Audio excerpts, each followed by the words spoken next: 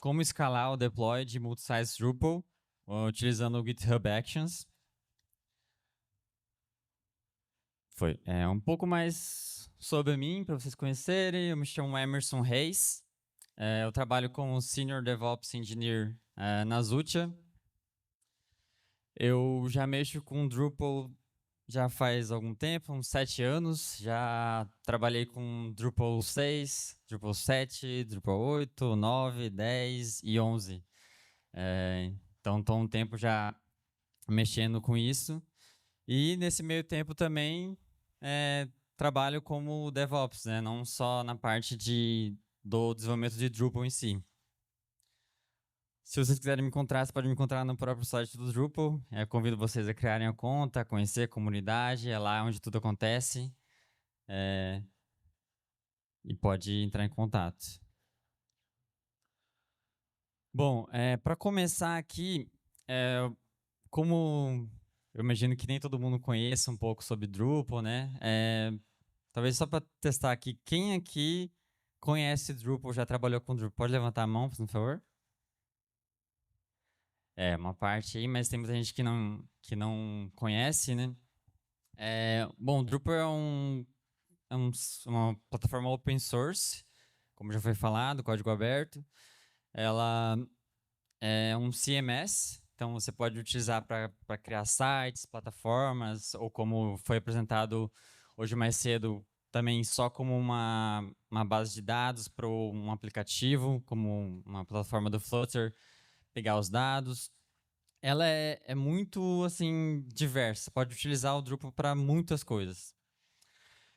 E por padrão, como que funciona? Você cria lá um site Drupal e você tem um site, certo? Vou criar um site do Drupal Camp. Criei lá um site. Esse é o que a gente chama de site default, site padrão. E ele também te dá a possibilidade de criar multi-sites, vários sites. E qual que é a vantagem? É que você utiliza do mesmo código. Então você tem a base de código, os mesmos módulos que o Drupal trabalha com módulo, né? Muita gente talvez conheça do WordPress, que trabalha com plugins. No Drupal se chama módulos, que são uma parte compacta de código que te proporciona uma funcionalidade. Então, você pode criar vários sites utilizando o mesmo código e tudo mais. Isso pode facilitar muito a vida do projeto. É claro que depende muito do que você está fazendo, né? Então, como que pode ser, por exemplo, quem que utilizaria multi-sites, né? E um clássico exemplo são universidades. Talvez pessoal que já tenha entrado numa universidade, ou até quem já tenha trabalhado numa universidade, sabe que na universidade tem muitos sites. Vai ter um evento lá. Cria um site. Faculdade de computação, precisa de um site. Faculdade de medicina, também precisa de um site para colocar as informações, professores, aulas e tudo mais. Então, as universidades, elas são o principal caso desse uso de multi-sites, porque elas precisam estar constantemente criando sites para colocar informações e tudo mais. E seria muito trabalhoso elas terem que criar um site do zero toda vez que ela precisasse criar. Vai ter um evento, vou ter que criar todo o site, passar pelo processo de discovery, entender a necessidade do cliente. Não tem necessidade. Você já utiliza o que você já tem e você também tem a possibilidade de nem sempre utilizar tudo. Porque, como eu falei, o Drupal ele utiliza a estratégia de módulos. E você pode ativar ou não esses módulos. Então, dentro de uma universidade, por exemplo, que tenha centenas de sites, alguns sites podem ter um módulo ativado e outro não, dependendo da funcionalidade que ela precisa para aquele site. E aqui... deixa eu voltar, desculpa. Aqui eu mostrei mais ou menos só como que é a estrutura, né? Por padrão, o que você vai ter é ali a pasta web, que é onde fica, digamos assim, o index.php. E aí, dentro dela, você tem uma pasta sites. E aí tem o site padrão, que vai ter as configurações dele. E aí você vai ter os outros sites também. Dentro aqui do site, você pode ter módulos específicos somente para aquele site, ou você usa os módulos que estão já numa pasta separada, que estão disponíveis para todos os sites. O mesmo vale para temas também. Um site tem que aparecer de um jeito, outro site tem que aparecer de outro. E aí tudo isso vai ser configurado conforme a necessidade. E aí, como eu falei, um dos casos mais específicos seria a universidade. Como eu falei, eu trabalho na Zutia, né? E a gente tem um caso lá de uma universidade, lá de Londres, que ela tinha mais de 600 sites, que é um caso bem grande, né? E isso traz muitos desafios, muitas dificuldades para gerenciar esses sites, para monitorar, para fazer o deployment, a implantação. Então, quais são esses desafios que existem para fazer o deploy de um site, de 600 sites, né? De um site, às vezes, já é difícil, né? Imagina 600. E, por incrível que pareça, o difícil não é realmente fazer o deploy em si do código. Porque isso é fácil, né? Digamos assim. Claro que depende de como está configurado a infraestrutura e tudo mais, mas digamos que você vai lá e roda um git pull, puxa o código atualizado e acabou, o código está lá. O código é o mesmo para todos os sites. Então, a dificuldade não está aí, certo? É muito simples, na verdade, fazer o deploy do código em si. Então, onde que está a dificuldade? A dificuldade está no pós-deployment, digamos assim. Porque todo site em Drupal, geralmente quando você faz o deployment, você alterou alguma coisa. Alterei a cor, alterei um texto ali, alterei o design. E o Drupal ele trabalha com camadas de caching.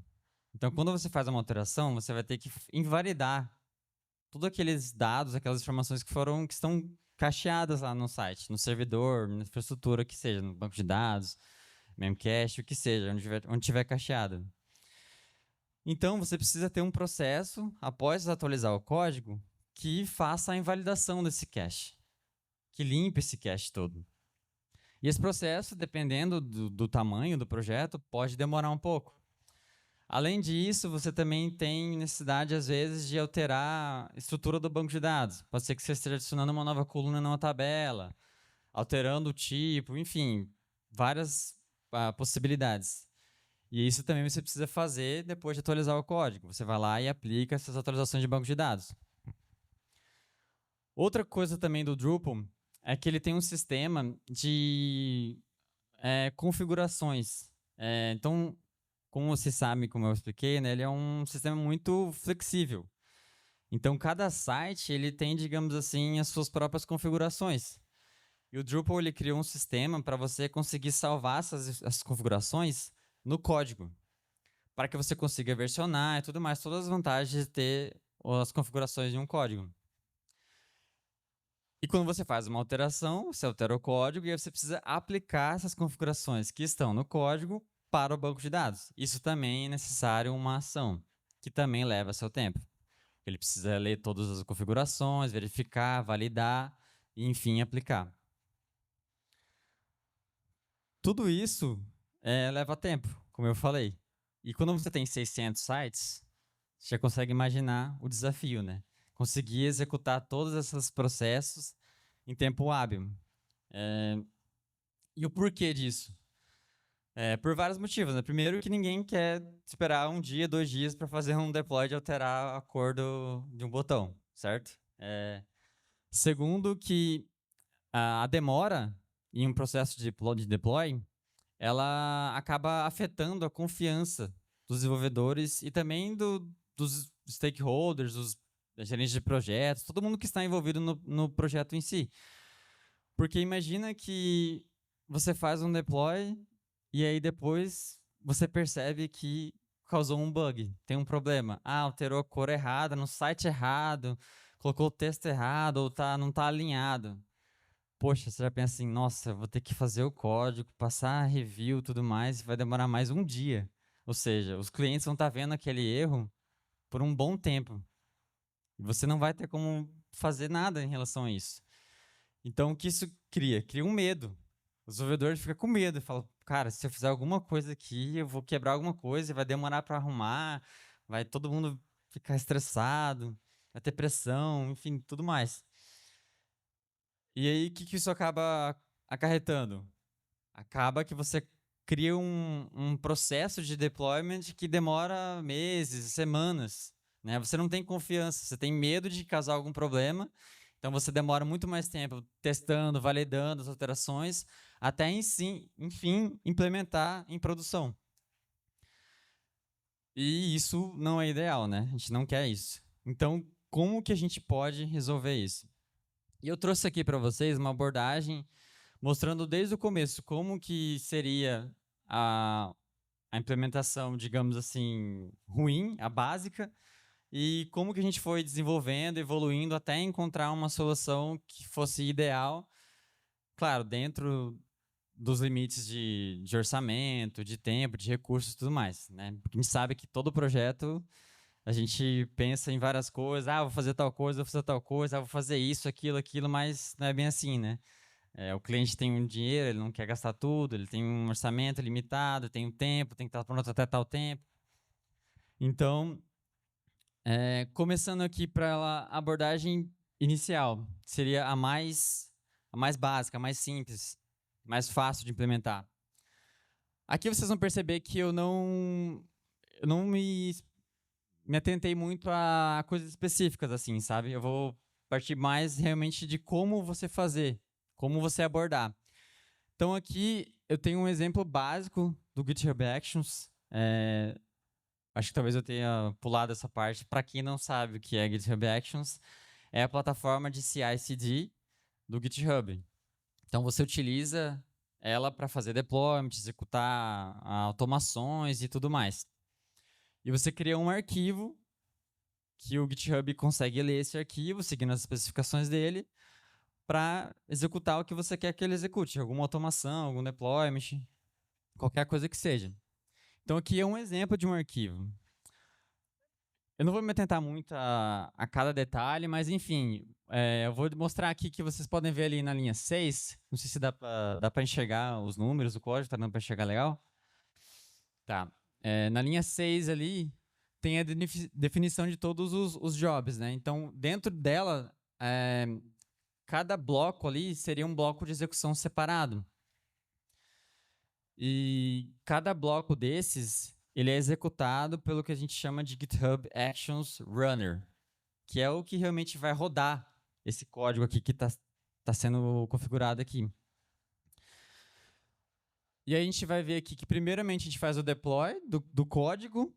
Aqui, como eu falei, eu não vou me atentar a detalhe, qualquer que seja, cada projeto tem sua maneira de fazer essa atualização do código. E aí, aqui que vem realmente aquele processo após a atualização do código.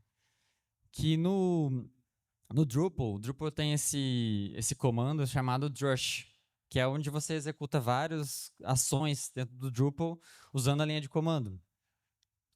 E aí tem esse comando chamado deploy, que ele vai rodar tudo aquilo que eu falei, limpar cache, atualizar banco de dados, se for necessário, atualizar as configurações, tudo que for necessário, ele vai executar. E aí a gente pode ver aqui o que eu fiz. Dentro aqui do meu bloco de execução do Drush, eu tenho aqui os passos aqui, ó, na linha 19. Quais são os passos? Cada um desses aqui é um passo. Você pode ver que eu estou basicamente simplesmente rodando o comando drush deploy para um site específico, aqui o site 1, depois site 2, site 3, site 4 e assim por diante. Agora você imagina com 600 sites, o tamanho que ficaria esse arquivo. Gigante. Então, muito difícil de visualizar, né? Manter fácil, né? Porque está muito simples de entender. Cada step, cada passo ali é um site diferente. E aí, beleza. Quais são as vantagens dessa abordagem aqui? Primeiramente, que é muito fácil de implementar, né? É só copiar e colar ali todos os sites e está feito. Muito fácil. Se você tiver limite de tempo, tem uma deadline que precisa fazer até amanhã, tá aí, tá feito. E a complexidade, né? Como eu falei, é muito fácil de entender. Apesar de ter ficaria um arquivo muito grande, gigante, é muito simples de entender. Qualquer pessoa que tenha o conhecimento sobre básico sobre GitHub Actions consegue olhar aquele arquivo e entender o que está acontecendo. Mas aí quais são as dificuldades, né? Quais são os problemas, as desvantagens? Primeiro, a manutenção. Por quê? Como eu falei, essas universidades, esses clientes, eles criam sites a todo tempo. Então, se eles foram lá e criaram um site, alguém teria que ir lá atualizar o arquivo.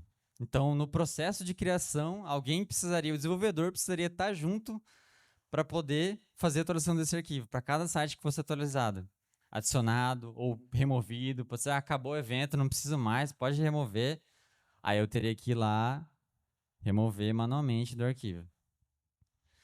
E principalmente o tempo de execução, né? Como eu falei, 600 sites. Imagina que cada um demorasse 1 minuto, que é rápido, seria rápido. 600 sites, 1 minuto, 600 minutos, são 10 horas. Imagina você esperar 10 horas para atualizar o seu código, terminar o seu deployment. É inviável, inviável. Mas, se você tiver, não tem jeito, né? Tem limitação de orçamento, de tempo, vai assim. É o que era. E como que a gente pode melhorar essa questão do tempo? Aí entra a questão de matrizes. No GitHub Actions, ele permite você configurar matrizes de execução. No nosso caso específico aqui, na verdade, ele está mais para um vetor, né? Porque ele é uma matriz de uma dimensão só. Porque a gente só precisa saber em qual site executar o comando. Mas ela te dá possibilidades diferentes. Por exemplo, imagina que você precisa rodar esse comando aqui para diferentes versões de PHP. Então, você poderia criar uma nova entrada aqui, além do site, uma nova entrada chamada versão do PHP, colocar as versões, e aí para cada versão ele executaria todos os sites. Ah, versão 8, executa todos os sites. Versão 9, executa todos os sites. Não existe PHP 9, tá? É só brincadeira. Mas nosso caso aqui é uma dimensão só, que facilita um pouco. Então, como é que funciona? Você define aqui, muito simples, você define a sua estratégia de matriz. E você define o que você vai querer que altere dentro do bloco de execução. E a gente vai ter aqui todos os sites, né? Site 1, site 2, site 3, site 4 e assim por diante. E aí, o que o GitHub vai fazer? Ele vai pegar para cada um desses aqui, ele vai criar um bloco desse inteiro aqui, separado. Então, a gente vai ter 600 Drush deploy diferentes, 600 blocos de execução diferentes.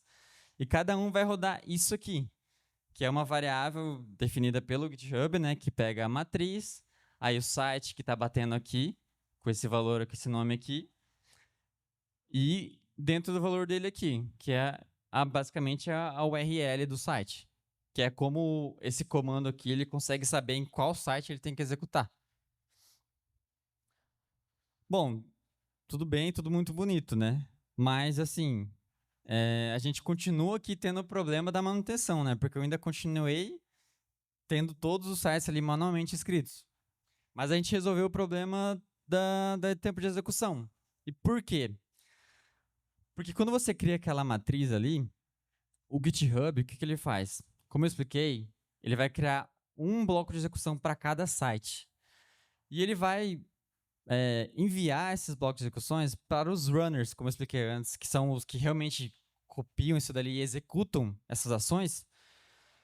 Então, se você tiver 600 runners disponíveis, todos eles vão pegar um bloco de execução separadamente e executar. Então, no mundo ideal, no mundo das fantasias, você teria 600 runners e todos eles pegariam um bloco de execução separado e executariam e demoraria 1 minuto. Então, em vez de demorar 10 horas, o deploy demoraria somente 1 minuto. Claro que o mundo não é assim, né? A gente queria que fosse. Mas qual que é o problema dessa implementação, dessa abordagem? O problema é o custo, né? Porque para ter 600 runners, você já imagina, né? Tem que pagar, né? Como é que funciona o custo dessas ações do GitHub Actions? Ele cobra por minuto de execução.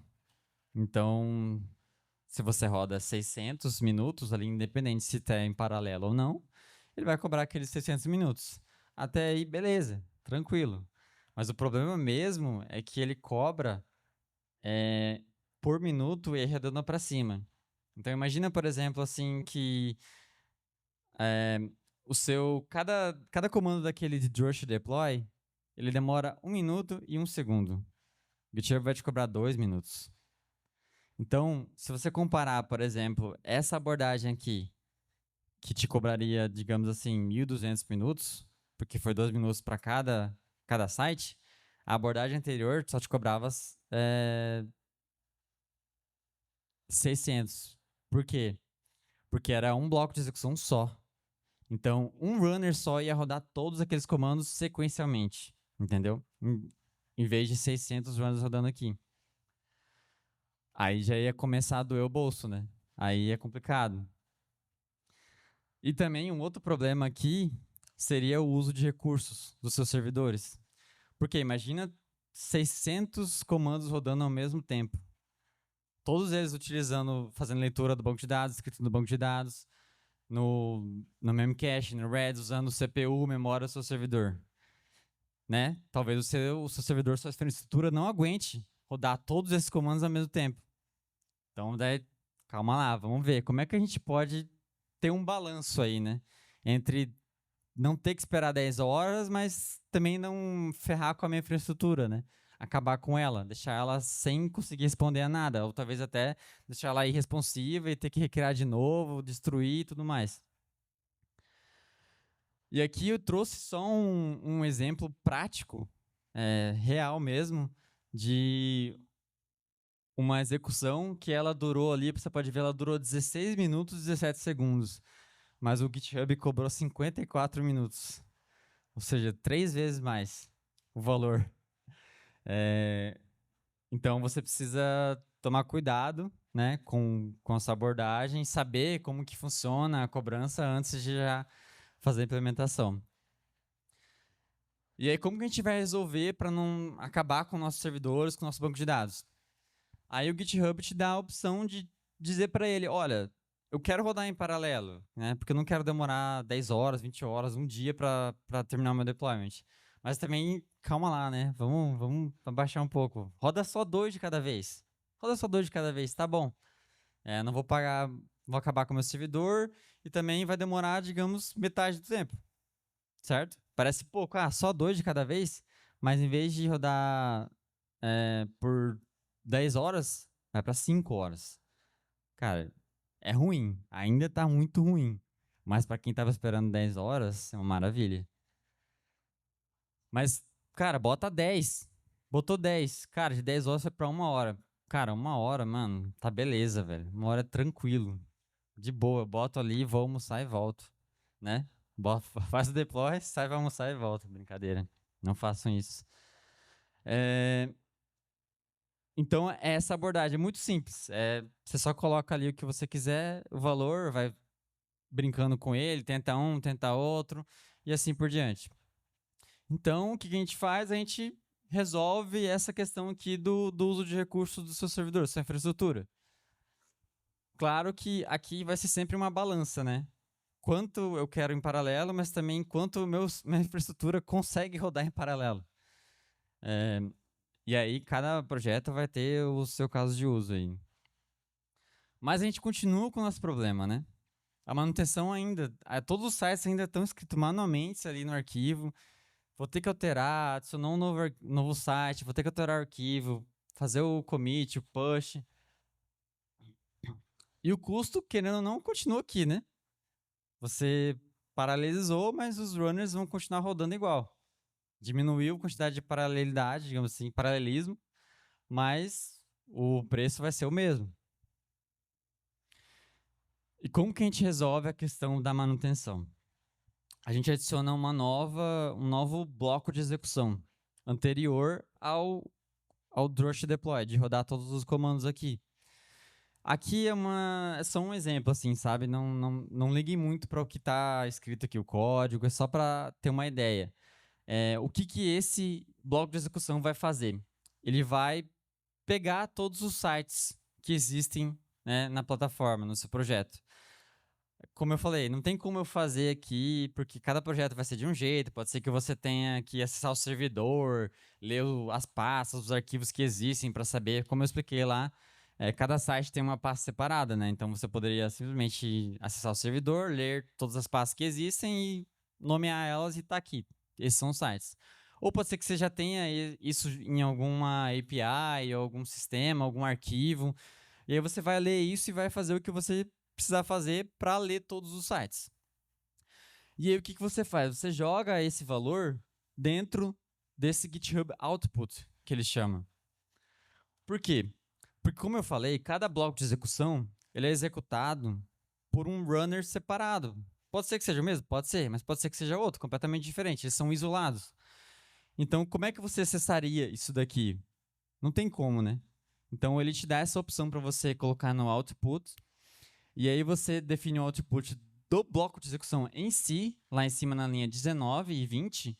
Você diz lá, os sites, meu output sites vai ser os meus steps aqui, ó, chamado get all sites, que está no id, get all sites, outputs, sites. Beleza. E aí você consegue ler daquele output aqui no outro bloco de execução. E isso resolve o seu problema. Você não precisa mais ter que ficar alterando o arquivo toda hora que alguém adiciona um novo site, remove um site e tudo mais. Resolvemos esse problema da manutenção, até que enfim. Mas o custo continua, né? O bolso ainda está ardendo. Já está até vazio já, nem tem mais nada para pagar. Como que a gente pode fazer para tentar resolver de alguma maneira o custo? E aqui eu já vou dar um spoiler que você nunca vai resolver 100%, né? O custo ele vai ser sempre uma balança entre a comodidade, facilidade, praticidade e o custo. Quanto mais você paga, mais você tem. Quanto menos você paga, mais dificuldade você tem. E aqui, o que o GitHub faz? Qual que é a opção que ele te dá? Ele te dá a opção de você rodar os seus próprios runners, o que é muito legal. Porque apesar de você poder configurar esses arquivos todos aqui e eles rodarem magicamente no GitHub, é porque eles oferecem os próprios runners deles. E obviamente você precisa pagar isso, né? Eles não vão te dar uma plataforma para executar várias coisas de graça. Mas eles te dão a possibilidade de configurar esse runner em qualquer servidor que você quiser. Até na sua própria máquina, no seu laptop, você pode executar ali e a sua máquina ficar rodando esses comandos, tudo que você precisa rodar aqui. Então, essa seria uma opção de mitigar os custos, né? Então, o que você faz? Você, sei lá, cria um servidor, abre lá na Microsoft Azure, cria uma instância lá, cria um servidor e configura todo esse runner lá para rodar esses arquivos para você. E aí aqui na configuração você só tem que botar ali self-hosted, porque esse runZone aqui na linha 32, na verdade ele é uma lista de etiquetas, de labels.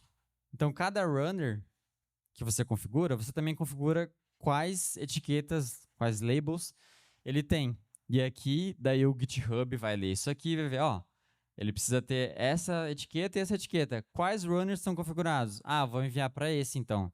Aí ele envia e fala assim: olha, runner, eu tenho esse bloco de execução aqui para ser executado. Aí ele fica lá pendente. Quando o runner estiver disponível, ele pega aquele bloco de execução e executa.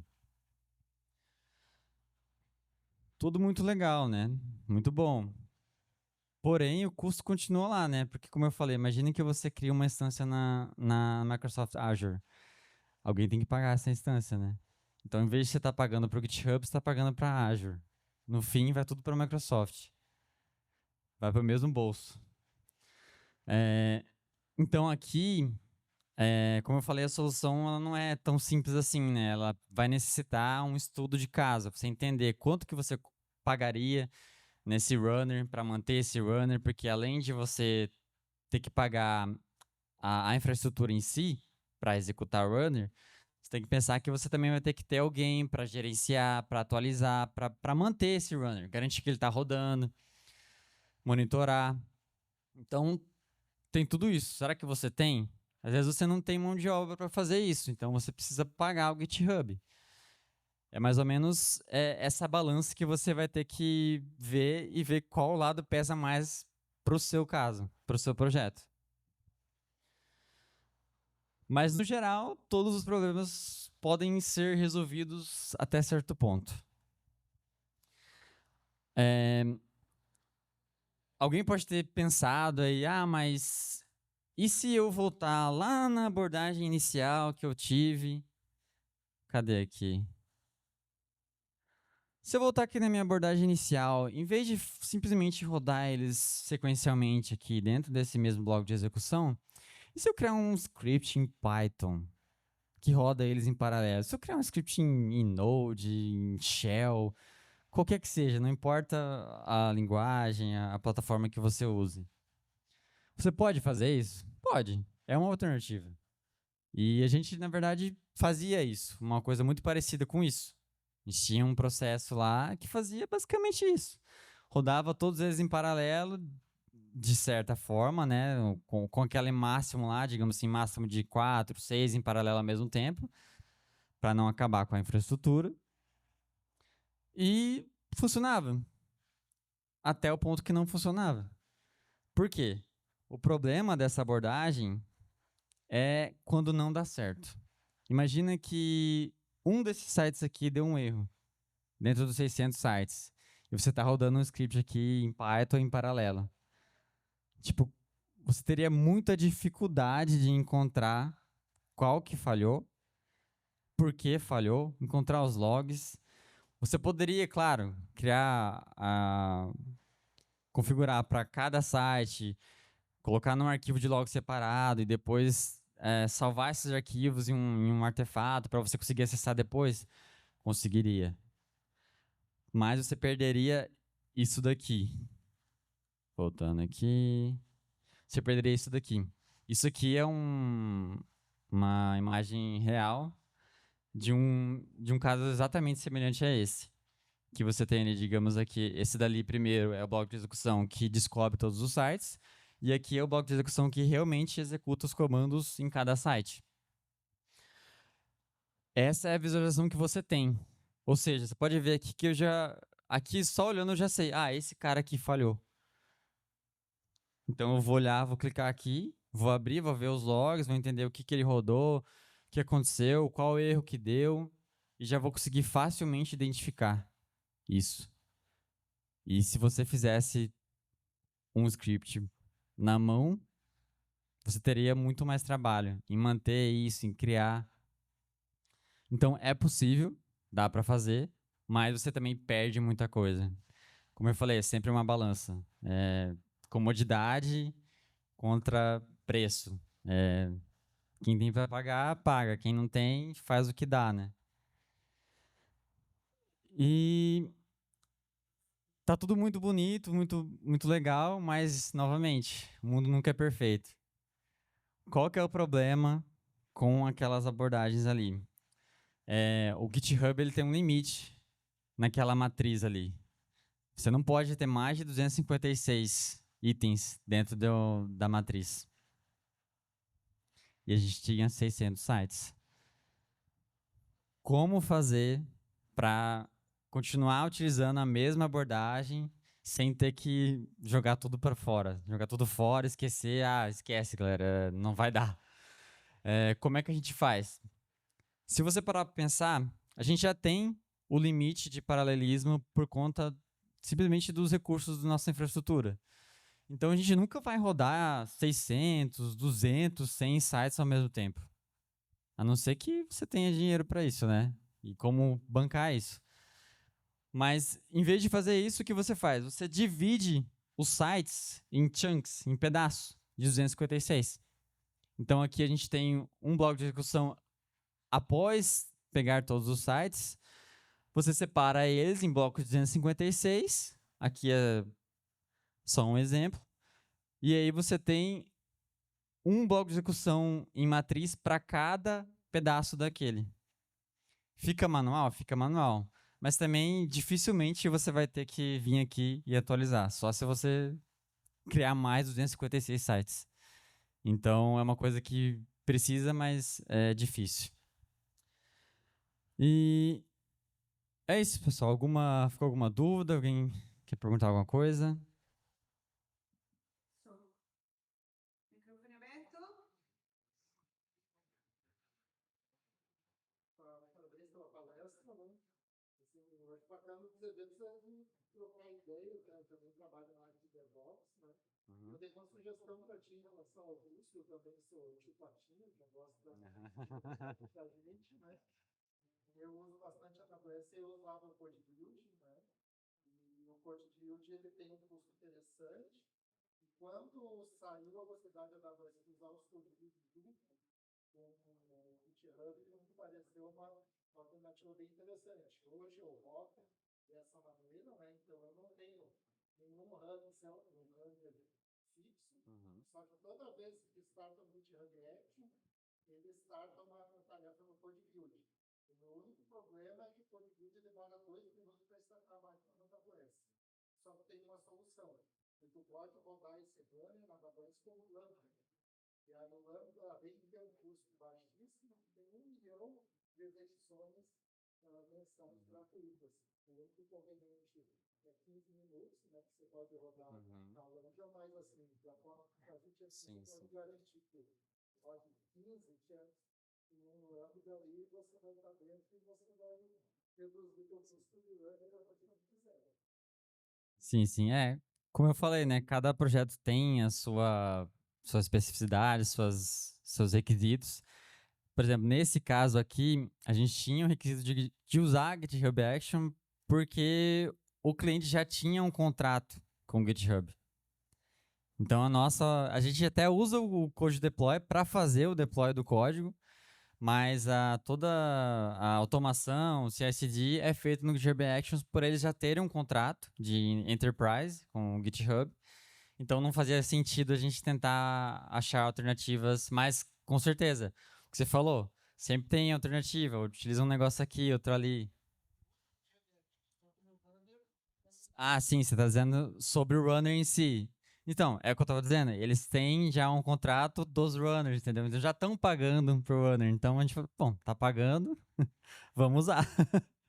Mas sim, com certeza. A alternativa pros runners, cara, tem inúmeras, né? Cada um vai encontrar uma maneira, como você falou, Lambda, Code Deploy, ou pode ser que, por exemplo, eu já tenho outros clientes, vários clientes que já rodam, então eu vou criar uma instância que vai ficar 24/7, vai rodar para vários clientes, e isso o custo vai, né, ser, digamos assim, engolido por cada cliente.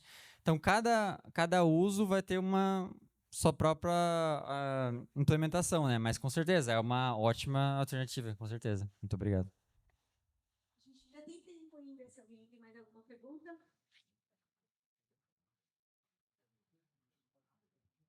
Oi, pessoal, tudo bom? Sou o Anderson Vaca. Excelente apresentação, está muito difícil, né, para configuração. Eu tenho uma dúvida. Quando você precisa fazer deployment de 2, 3 sites, por exemplo, como funcionaria na prática? Esse aqui, não sei se eu consigo mostrar aqui. Aqui acho que dá para ver legal. Tá vendo que a gente configura aqui no on, esse on ali é para dizer quando que isso aqui deve rodar, né? E ali aquele workflow dispatch, ele está dizendo que ele vai rodar só quando você for lá no GitHub e clicar, eu quero que rode. E aí no nosso caso em específico do cliente mesmo, em vez da gente ter somente esse bloco de execução aqui para pegar todos os sites, a gente tem um input para dizer assim, você quer executar isso em algum site específico ou vários sites, entendeu? E aí a pessoa que está rodando, ela vai lá e coloca lá, eu quero rodar em tal site, tal site, tal site. E aí, em vez de rodar isso daqui, a gente tem um if lá, que daí se tiver setado aquele input, a gente só roda naqueles 2 sites, 3 sites, quais sites foram especificados, entendeu? Deu pra... Mais alguém? Não? Então, Bom, é isso então. Muito obrigado a todos. E aproveitem o dia. Obrigado.